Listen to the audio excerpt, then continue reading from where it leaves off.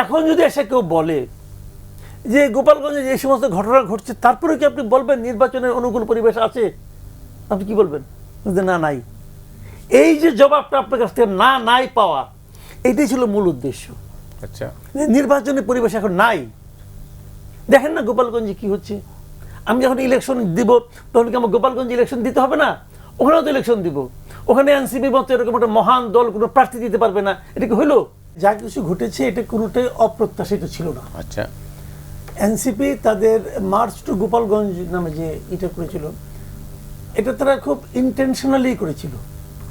তারা এই তারিখে ঠিক মানে আন্দোলন, জুলাই আন্দোলনের যে আজকের দিনটা তো খুব গুরুত্বপূর্ণ। আজকের এই দিনে তারা ওখানে যেতে চেয়েছে ইচ্ছা করেই, যে একটা গন্ডগোল বাধক।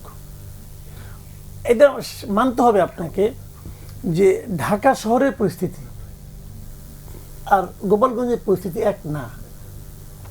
আপনি যতই আনন্দের সঙ্গে এবং খুব সফটলি আপনি যতই যেভাবে বলেন না কেন, আপনি হয়তো মানে একটা পার্টি নিষিদ্ধ করে দিয়েছেন, মানে একটা ছাত্র সংগঠনকে নিষিদ্ধ করে দিয়েছেন, এবং আপনি একটা রাজনৈতিক দলের রাজনৈতিক কর্মকাণ্ডকে নিষিদ্ধ করেছেন।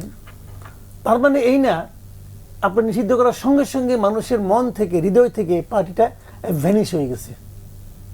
এটা হওয়া সম্ভব না। সম্ভব না এই কারণে, যখন একটা স্বৈরাচারী সরকার এই ধরনের ঘোষণা দেয়, সেটাও মানুষ ভয়েও ভ্যানিশ করে না। জামাতকে তো আওয়ামী লীগ নিষিদ্ধ করেছিল, জামাত কি ভ্যানিশ হয়ে গেছিল মানুষের হৃদয় থেকে? হয়নি কিন্তু। তো এটাও সেরকম হবে না। এবং এই পার্টিটার যে মূল নেতা, পার্টিটার মানে গঠনের পর থেকে আমি বলবো, সেই সমস্ত নেতৃত্ব কিন্তু গোপালগঞ্জ জেলা থেকে। গোপালগঞ্জ জেলার মানুষের হৃদয় আপনি বলতে চাচ্ছেন সবাই এখন আওয়ামী বিরোধী হয়ে গেছে। ওখানে এই এনসিপির যে লোকগুলো বিভিন্ন মিটিংয়ে যায়, যে ঠিক আছে আমি মানলাম যে গত 17 বছর শেখ হাসিনা এই দেশে একটা স্বৈরাচারী শাসন কায়েম করেছিল, তারা আপনি সমালোচনা করেন, কিন্তু তারা যেভাবে অযাচিতভাবে বঙ্গবন্ধুর সমালোচনা করেন, জাতির জনক বঙ্গবন্ধুর সমালোচনা করেন, যেভাবে অপ্রয়োজনীয়, এটা প্রাসঙ্গিক না তবু করছেন। তো এটা যখন ওইটা উনি গোপালগঞ্জে দাঁড়িয়ে করতে চাইবেন, আচ্ছা, আর গোপালগঞ্জে মানুষ তাদের ফুলের মালা দিয়ে অভ্যর্থনা জানাবে, ভাই এটা বাস্তবতা না। তারা এটা জানে, তারা জানে না তা না, তারা জানে। তারা জেনে শুনে করছে, কারণ এটা কেওয়াজ বাজানোর মূল লক্ষ্য। এবং তারা যে কারণে গিয়েছে তাদের উদ্দেশ্যটা তো ফুলফিল হয়েছে। মারামারি হয়েছে, গোলাগুলি হয়েছে, 3-4 জন দেখলাম আহত হয়েছে, গুলি খাইছে।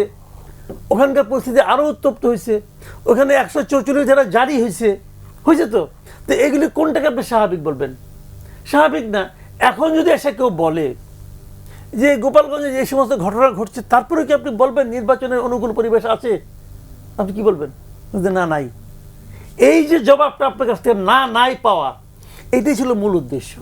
আচ্ছা, নির্বাচনের পরিবেশ এখন নাই। দেখেন না গোপালগঞ্জে কি হচ্ছে। আমি যখন ইলেকশন দিব তখন কি আমার গোপালগঞ্জে ইলেকশন দিতে হবে না? ওখানেও তো ইলেকশন দিব। ওখানে এনসিপি মতো এরকম একটা মহান দল কোনো প্রার্থী দিতে পারবে না, এটা কি হইলো? হইল না তো। অতএব এনে বলে না যে লেভেল প্লেইং ফিল্ড নাই, অন্তত গোপালগঞ্জ তো নাই। তো এটা তো একটা এক্সকিউজ হিসেবে অসাধারণ, এবং এইটাই ক্রিয়েট করা ছিল উদ্দেশ্য বলে আমি মনে করি। আপনি বলতেছেন সাজানো? সাজানো বলছি না তো, তাহলে এটা হলো কি আপনার প্রি প্ল্যান্ড। সাজানো এক জিনিস, এটা আর কি জিনিস, মানে তারা জানতো এই ঘটনাগুলো ঘটবে। মানে যে ঘটনাগুলো ঘটেছে এটা এনসিপি ঘটায় নাই, কিন্তু পরিকল্পিত বলছেন।